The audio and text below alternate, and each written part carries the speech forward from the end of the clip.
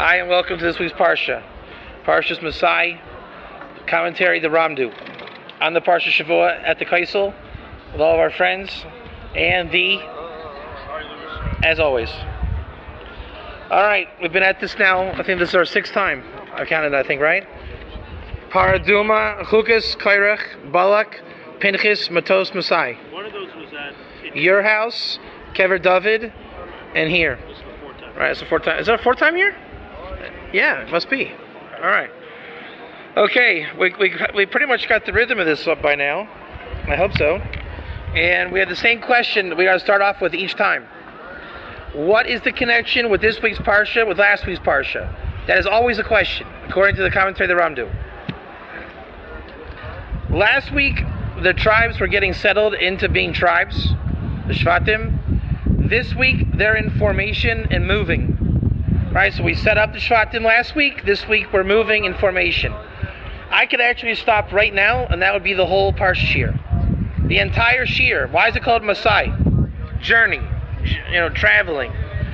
Because the tribes are moving. I'm actually going to freestyle and ad-lib to get as much content out as I can without going in a literal, linear flow. There's something called Am Yisrael. Correct, Ari Lusho? Yeah. So the Jewish people are formed in the desert, and this is actually not cliche. We're going to say that the Gerim are there also. Ramdu's going to bring that beferish. That is not a David Katzism. That's actually a truism. So I'm going to say Jewish people just for kind of context, but there really is the Ger peripheral. That is a fact. And we're going to conclude the shir with that at the end. So they're in formation of the Shvatim and the tribes. And they're going to go to 48 different cities. Lamaisa, and each... Was it 42? That's right, but there's 48 Ir Miklat, that's what it was. Sorry about that. There's 48 refuge cities and 42 journals. The 42 is connected to Shem 42, the 42-letter name of God. Okay. And then the Levitical cities are 48 Kacha. Good call. They're going to go from place to place. The idea is each city they go to, there's a concept called Shema Garim. The name causes. Your name is the Ari Lewis Show. So if we do the mazel of the Ari Lewis Show, that's what you are. Basically, you have a Hebrew name. Ari what? And what's your Aliyah name? Yehuda Aryeh. There you go. So that is your essence. When you are named that is like an Iker. Your name is an Iker. Everyone here's name is an Iker. You live your Iker. You can only do your Iker. Right? If my name was David Katz does class at Kotel, that would be my name and my Iker. And I would be doing my tafkid right now. So every city, starting with Ramses. Now it's kind of a peculiar name for a city, isn't it? Ramses? Named after Paro. So what does the Ramdu say? Every time that you start this journey, a journey in life, it's a fractal. So you start a journey, you started a new job, did you not? Yeah. So the first moment, if you analyzed, the first moment of your job, you went out of Mitzrayim. And you conquered Ramses. Then it wasn't enough that you went out of Mitzrayim. You have to then eat their god, right? Eat the animal. That's what Israel did. You're kind of like putting the knife in the wound of whatever redemption you had, and you got to bury their gods. So you start something new. You're coming out of something that was holding you back, and you're doing it kind of like a dafka. Everything you do in life is a journey, it's a dafka, and that's what Israel did coming out of Mitzrayim. Then they went to Sukkot. So then they went all through the 42 cities. Each city had a nitzutz of Kedusha, and a tafkid, and an Iker, and a Shem Garim, the name caused. So wherever you are, if you're in a place called, it's great to speak Lashon Hara here, it's not a great place to be. So the question the Ramdu asks is, why doesn't the Chumash give us the details of the journal? Because the details are where you were sinning. And they weren't sinning. They were making aliyah. If you're going to tell me that you moved across America, and I say, hey, Ari, tell me how that was for you. You say, well, we were tired, and we went to this bar, and then, right? Why didn't you tell me how great it was to go 65 miles per hour in a proper speed zone? That wasn't the details that you were telling me. What you want to tell me is the shtuskite that you were doing. So why is there no shtuskite here? Because they were going up and up and up. They were matakin, the primordial Adam. They were doing the entire Geula. Remember we said by Korach, when he was against the whole... What? Pull it back straight this way. Yeah. Got it? Remember we said by Korach... Is it aimed? Remember we said by Korach, right? That there was no holiness of Israel that was chal, that had come down. But after the fire pan with Aaron, the holiness came down. Then there was holiness for all time. Right? So these Maisim Taivim Efilu, that they're doing in the Bamidbar, they're establishing Klal Yisrael forever. So when they brought out the Kedusha, now there's always a Kedusha. And even a Messianic Kedusha. So that when Mashiach comes, remember we said this, that when Mashiach comes, that Kedusha is already there. But first they had to establish it. Now what they're establishing in the Midbar is Eretz Yisrael. And the root of their soul, the root of their families, their tribal inheritance, everything that will be to the end of the world, they're establishing it. That's why it's the highest divine providence, Tashkacha Pratis, in the Parsha. You can even call this Parsha, Parsha Tashkacha Pratis. We're going to get into it later on in the book when I open the book. Look, things are falling. This is falling, that's falling, things are falling. And therefore that is the Inyan, the Eretz Yisrael's on the level of Yetzirah. I had heard this before, and I didn't know a source for it. Now we got a source for it. Eretz Yisrael's on the Darga, the level of Yetzirah, as opposed to Stam Messiah. It's not Brooklyn. It's not Philadelphia. It's not Miami. Right? It's a Darga higher. So the Inyan, again, everywhere they go, if you're looking to go to the bar and knock back a couple, you're not connecting to what they were doing. We're talking about the highest level of existence. It's the divine providence of everything is there. But if you don't know what to look for, you'll never see it. So let's say in Ramses, to the naked eye, it looks like a great place. We can have some beers and have some fun, sing some songs. Ramses is a really cool place. So if you're looking for that, that's all you're going to see. But if you were having goggles of perfection in Ramses, you would realize you just came out of Klippa, and you would realize, look at this. There's like Egyptian imageries on the walls in this place. And there's pyramids, the houses, everything you would see it's Mitzrayim. But again, if you don't know what to look for, you would just call it a cool bar, an interesting place. But if you connect to the Makom, you would see, they're asking us what we want to eat for dinner. Well, I want to eat the lamb, dafka. I want to eat a dafka in this place. Well, everywhere they went, there was a theme of godliness. And God would bring them into that awareness to elevate the sparks, come out of Klippa, go into Kedusha, and elevate of what will become Eretz Yisrael. So once that movement happens, it only happens from prophecy, from Nevuah. Nevuah is synonymous with Menucha. What is the Beis Hamikdash Shlishi called? Menucha. What is the opposite of Menucha? Avon. You know what Avon is? The Chet Avon? There's two kinds of Chet, the word that David HaMelech talks about. Avon and Chet. Chet is, I just want to steal your wallet and I take your wallet. That's a Chet. Avon is where you learn the behavior, how to sin. See, every time you get in my car to bring you here, you leave your wallet in the front seat. So next time, I'm going to take the money, and because I know that you're going to leave your wallet in my car. And then you ask me for your wallet back, and you say, wasn't there money in there? I say, oh, no, man, there was no money there. Oh, okay. So I learned how to sin with you. Right? It's a learned behavior. But that's not you learning to sin with me. You're sinning on your own. Absolutely. But I'm saying I learned how. I learned that you do this.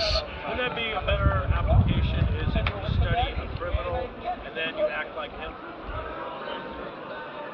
No. That is called a room. That's the cunningness of watching.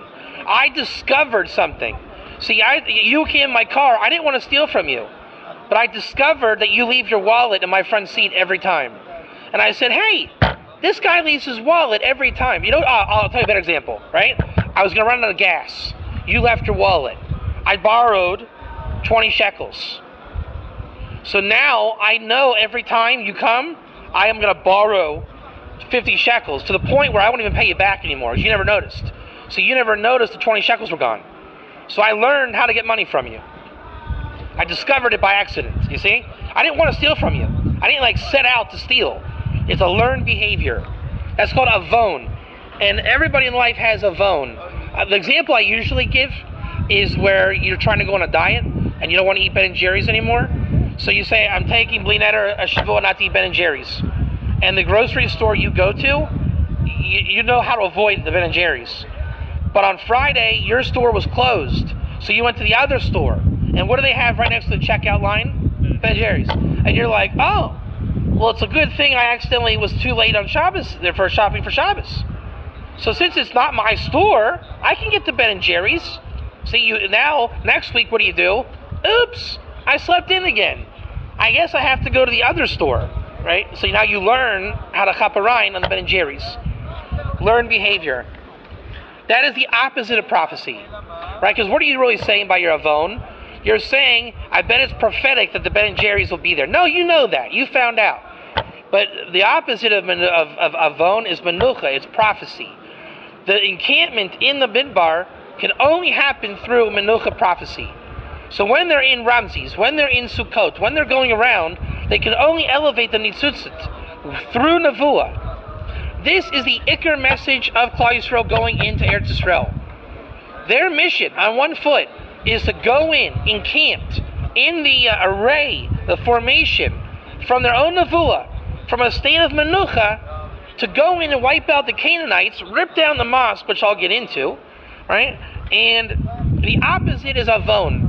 There's something called the Shindalad Yehudi. It's the people that they basically deify their Yetzer, right? And what they do, they get a geschmack out of getting you into avon, right? So what you did was you told me you don't want to do Ben and Jerry's anymore. I don't care about you. So now you said, hey, Rabbi Katz, can you take me shopping for Shabbos? And I'm saying, I know they got Ben and Jerry's there. I want it. Ari said he doesn't want it. Ari. So now you're like, why does this guy have to take me here? I'm like, hey, Ari, go for it, man. It's good. It's good for you. And now you got a whole matzav. And I'm so slick about it, you're not going to call me out. Like, why'd you do that? Right? What are you going to do? Remember the witchcraft thing? I witchcraft you. You're not going to call me out in the supermarket. Why did you take advantage? Because it's so petty, but it means something to you, but I disregard you. I got you to avon. That's how you wipe out the guys in nevuah. If you ever had a chance for any kind of godless in Mayach, I will wipe that out. See, what does David HaMelech say in Tehillim 1:1? Don't walk with the counsel of the wicked. The more you walk around with me, I'm going to keep you in avon. Hey, Ari, look at her. Check her out. Hey, Ari, let's take the candy bar for no one's looking. The more you hang out with me, you're never, ever going to get your mind right. Well, isn't that you are who you hang out with? Yeah, but even here, it's a chachma. Because if you drop me, your mind will come back. He says there's nothing more of a tsar gadol than this. You're asking yourself, why do I have no peace? Why am I not happy? And actually the word isn't peace or happy. The word is oneg, like oneg Shabbos. Happiness comes with whatever. But you really want oneg. You want a buzz of ruchnius. You're never going to have that with me. Because the spirituality is when God pops the thought in your brain. I'm never going to let you have the thought pop in your brain. I'm always going to interject to step on your toes with something shtuskite and a derech avon, and you're going to be compromised. That's klipa, and it invades and trespasses on kedusha. Your job is to break that off. This country's Canaanite inhabitants are that. That's their job on us, is to attach to us and make us lose our mind. Right? I'm talking about high level lose your mind. Because if you're not in menucha and sheket and peace of mind and contemplative to receive the revelation from HaKadosh Baruch Hu, then you're in avon. Just oops, another day at Supercell deal. Guess I got, you're just doing those. But those little things, they're not going to get you Gehenna proper, but they will keep you from clinging to HaKadosh Baruch Hu, which is even worse. So the mission is to come into Israel as soon as possible in the formation and wipe out the Canaanite inhabitants by setting up the cities of refuge, which are the Levitical cities, the Iri Miklat, established by the priesthood. Din comes under the name of God Elohim. The servants of that name and that concept are the Levites. Meaning God has a Jewish people, the Jewish people have Levites, the Levium are the conduit that the Din comes into this world. The Din comes to this world from Levium. So all the different Dinim in the world are from Levium, and the Kohanim are there to prop up and mitigate the Levium. The mission is to come into Israel in formation, take your tribal inheritance, and set up limits. The limits are not secure borders for self-defense. The limits are to take your portion. See, I know you're a type of soul. If you're on, let's say, the Mediterranean, Mishpachat Lewis, you're there because the Klippa cannot come in when you're there. They see Ari Lewis, they say, not worth it. And you're not interested. Why, really? Is it because they said not worth it to you? You're cutting my head off. Because they're not worth it to you? Or because you're not susceptible to Avon? See, if you're not going to sin with me, I don't really want to hang out with you. So they're going to stay out. There's no hope, right? So therefore, all of Israel, when they're in formation, they are not fun people to sin with. They reject it. They're in Oneg, they're in Menucha, they're prophetic in the body of Adam, right? Adam Kadmon. So the mission is to come into Israel doing that. Moshe Rabbeinu ascends to Dot on high.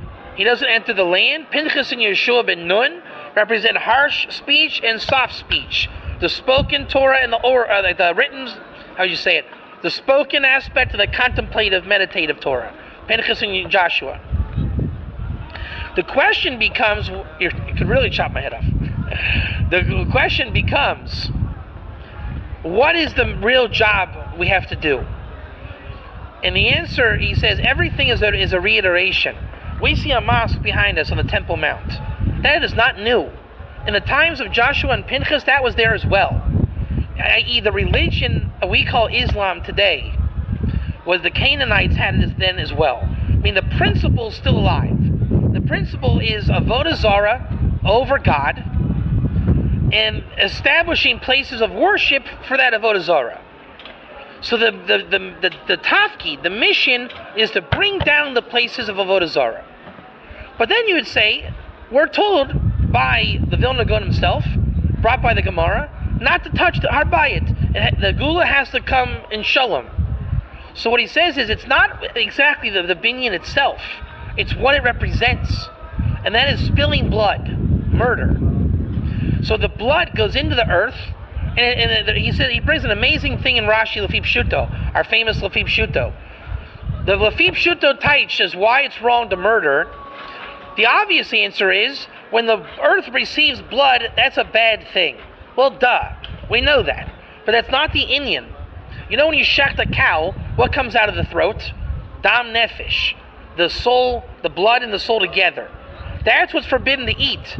After that dam nefesh comes out, that animal is a slaughtered kosher animal, and everything from there on is rabbinic in how we prepare it.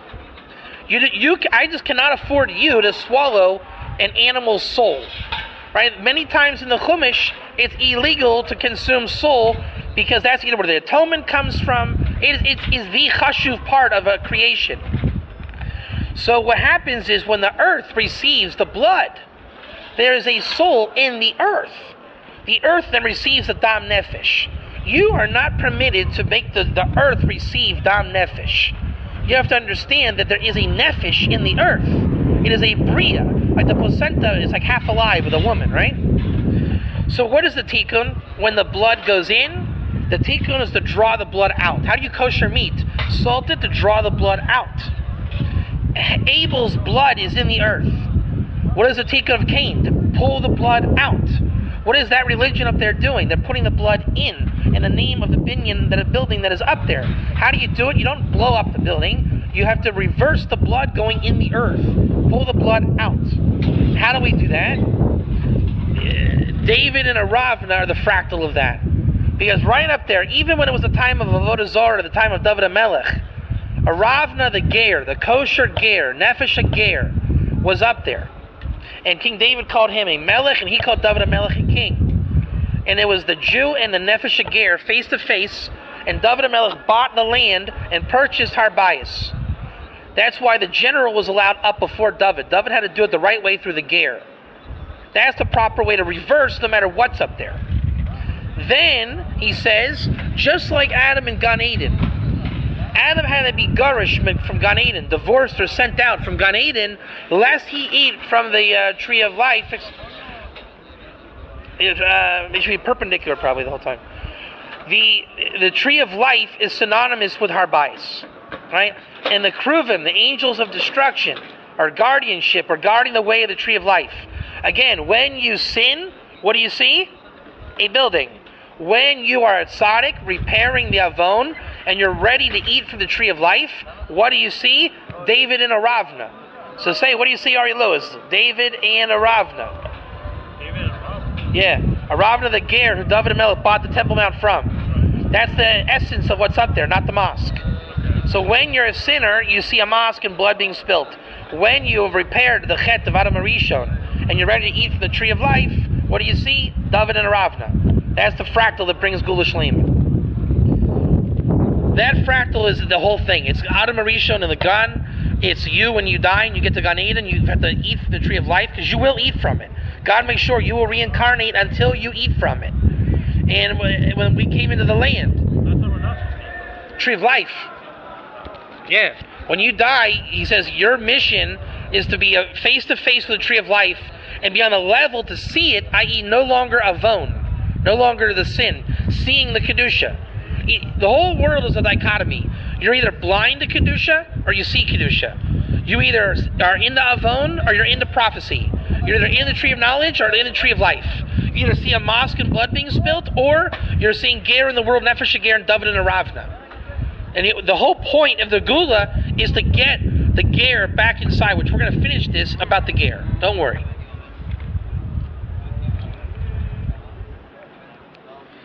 All right, we did pretty good. We covered the first number 1. Not bad, huh?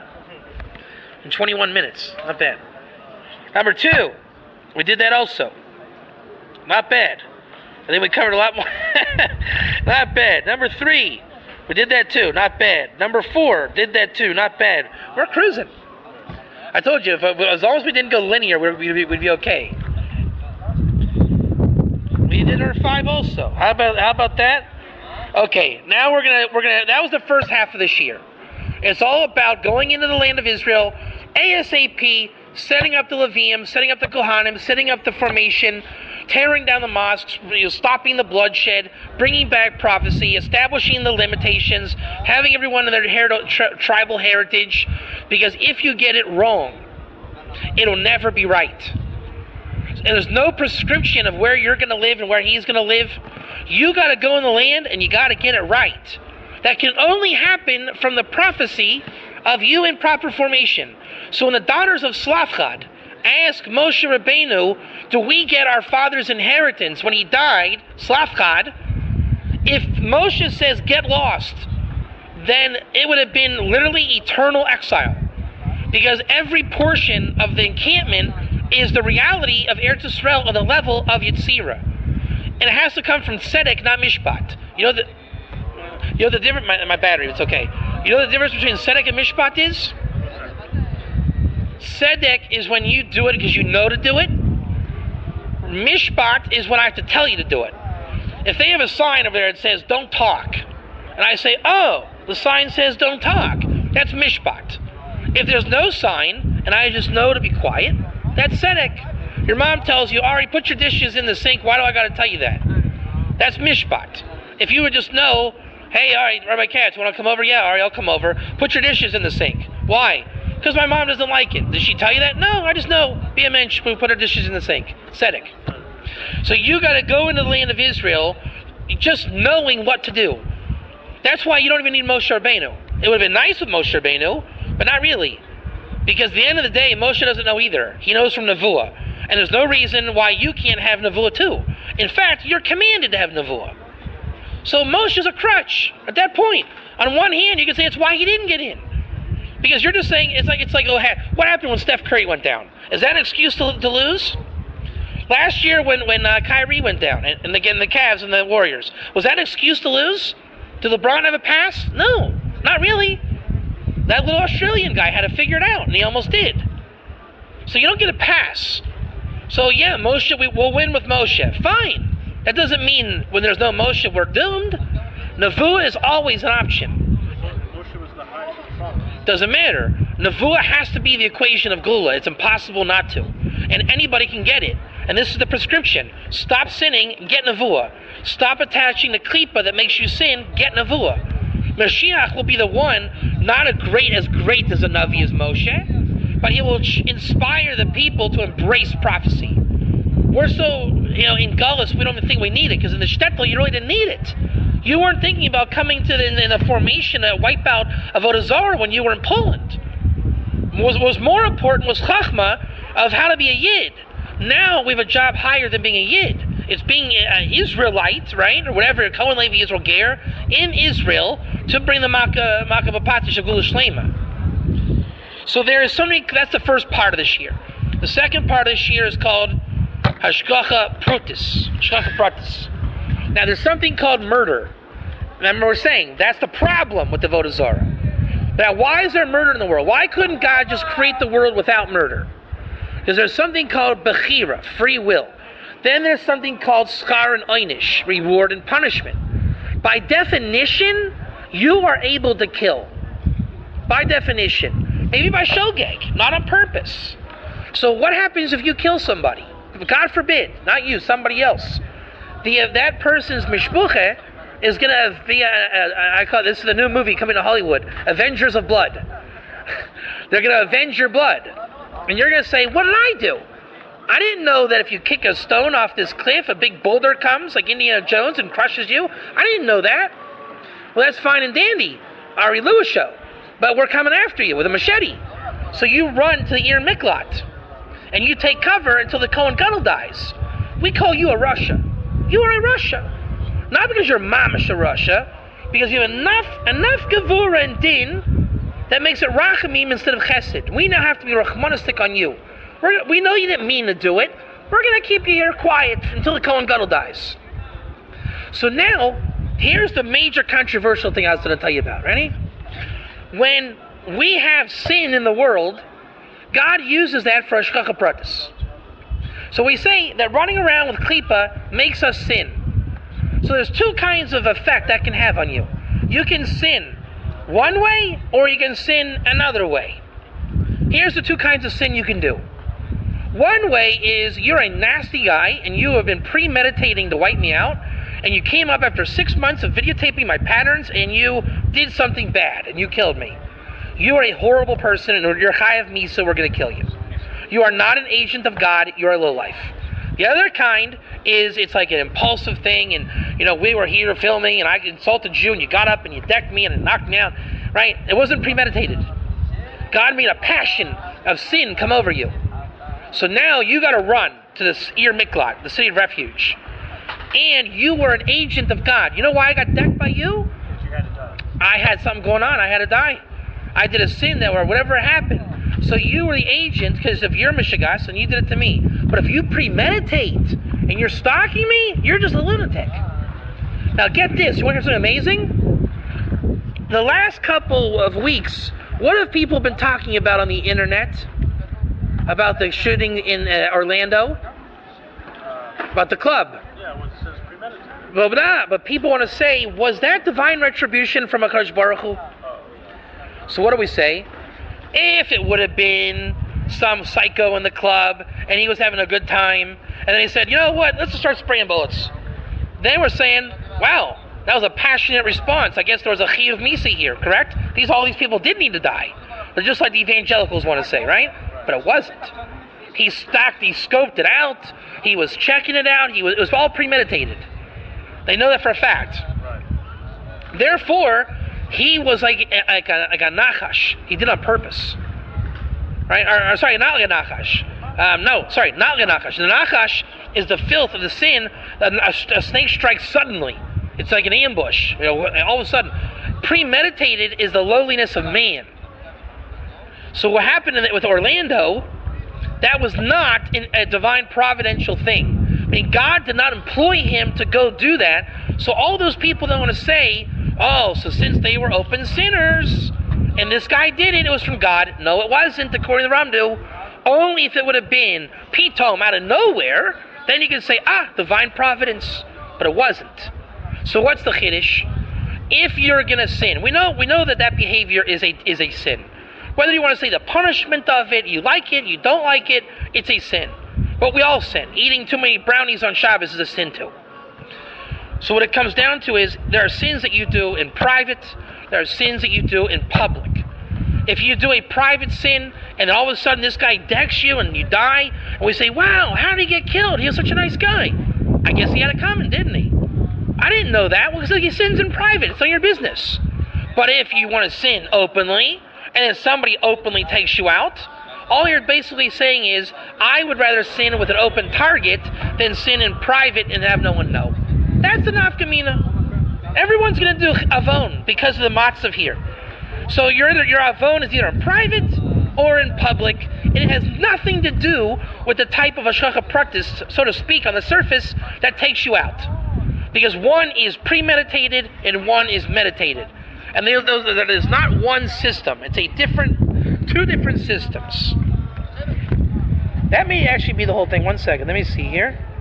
And then we say there's 4 houses of Klal Yisrael: Cohen, Levi, Israel, Ger. Some want to say that I entered that myself and I made that up. I didn't. Number 1. Number 2, in murder with the cities of refuge, we said that a murderer is a divine providential piece that HaKadosh Baruch Hu uses, correct? Because there is such a thing as din, and if there was only rachamim in the world, it would swallow up all the din. But we have to have din because of free will and reward and punishment. So there can't be free love until the time of the end. So who are the ones elected to carry out hashgacha pratis? Does the Pope carry out hashgacha pratis? No. Cohen Gadol, the whole thing, but he doesn't technically because he's only chesed. That's why there's real Kohen Gadol and a bunch of wannabes. Levi, the Balei Din Mamish, Yisrael, Ger Tzedek convert, and he says Ger Toishav, Beferish, not David Katzism, ladies and gentlemen. Read it. Hanachoyne shehi kayemes l'olam le'ad, hine kavar yadua shebekol HaKadosh Baruch Hu oseh shlichuso. Lo al yedei Yisrael bilvad, ela afilu al yedei Ger Tzedek, ve'al yedei Ger Toishav, kefi ma shegozeret chachmaso. Even the Ger Toshav. So is the Ger Toshav part of the Klal Yisrael, the 4th house of Israel? Yes.